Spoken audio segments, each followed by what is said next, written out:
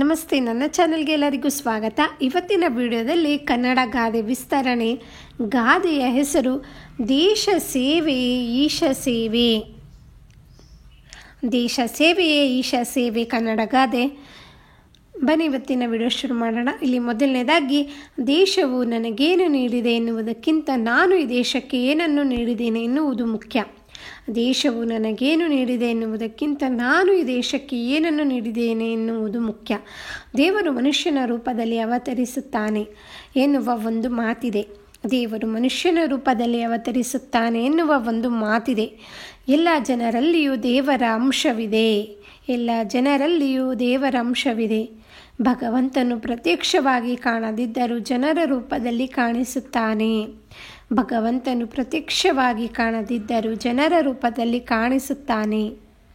ಕಣ್ಣಿಗೆ ಕಾಣದ ದೇವರಿಗಿಂತ ಕಾಣುವ ಜನರ ಆರಾಧನೆ ಉತ್ತಮವಲ್ಲವೇ? ಕಣ್ಣಿಗೆ ಕಾಣದ ದೇವರಿಗಿಂತ ಕಾಣುವ ಜನರ ಆರಾಧನೆ ಉತ್ತಮವಲ್ಲವೇ? ಬಸವಣ್ಣನವರು ಉಣ್ಣದ ಲಿಂಗಕ್ಕೆ ಭೋಜನವ ನೀಡುವನು.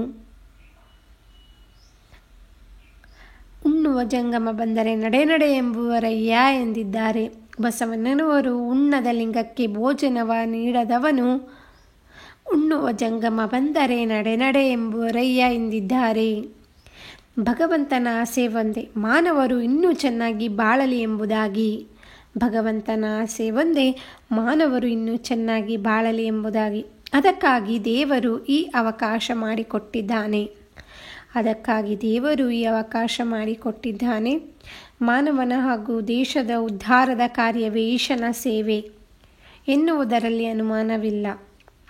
ಮಾನವನ ಹಾಗೂ ದೇಶದ ಉದ್ಧಾರದ ಕಾರ್ಯವೇ ಈಶನ ಸೇವೆ ಎನ್ನುವುದರಲ್ಲಿ ಅನುಮಾನವಿಲ್ಲ. ವಸುದೈವ ಕುಟುಂಬಕಂ ಎಂಬ ಭಾವನೆಯಿಂದ ನಾವು ಜನತೆಯ ಹಾಗೂ ದೇಶದ ಏಳಿಗೆಗಾಗಿ ಸಾಧ್ಯವಾದಷ್ಟು ದುಡಿಯಬೇಕು ಎನ್ನುವುದೇ ಈ ಗಾದೆಯ ಅರ್ಥ. ವಸುದೈವ ಕುಟುಂಬಕಂ ಎಂಬ ಭಾವನೆಯಿಂದ ನಾವು ಜನತೆಯ ಹಾಗೂ ದೇಶದ ಏಳಿಗೆಗಾಗಿ ಸಾಕಾಗುವದಷ್ಟು ದುಡಿಯಬೇಕು ಎನ್ನುವುದೇ ಈ ಗಾದೆಯ ಅರ್ಥ. ಇಲ್ಲಿಗೆ ದೇಶ ಸೇವೆ ಈಶ ಸೇವೆ ಎಂಬ ಗಾದೆಯ ವಿಸ್ತರಣೆ ಮುಗಿದಿದೆ. ಧನ್ಯವಾದಗಳು. ನಿಮಗೆ ನನ್ನ ವಿಡಿಯೋ ಇಷ್ಟ ಆಯಿತು ಅನ್ಕೋತೀನಿ. ಇಷ್ಟ ಆದರೆ ಪ್ಲೀಸ್ ಲೈಕ್ ಮಾಡಿ, ಹಾಗೆ ಫ್ರೆಂಡ್ಸ್ ಎಲ್ಲರಿಗೂ ಶೇರ್ ಮಾಡಿ. ಎಲ್ಲ ಚಾನಲ್ನ ಸಬ್ಸ್ಕ್ರೈಬ್ ಮಾಡ್ಕೊಂಡಿಲ್ಲ, ಪ್ಲೀಸ್ ಸಬ್ಸ್ಕ್ರೈಬ್ ಮಾಡ್ಕೊಂಡು ನೋಡಿ.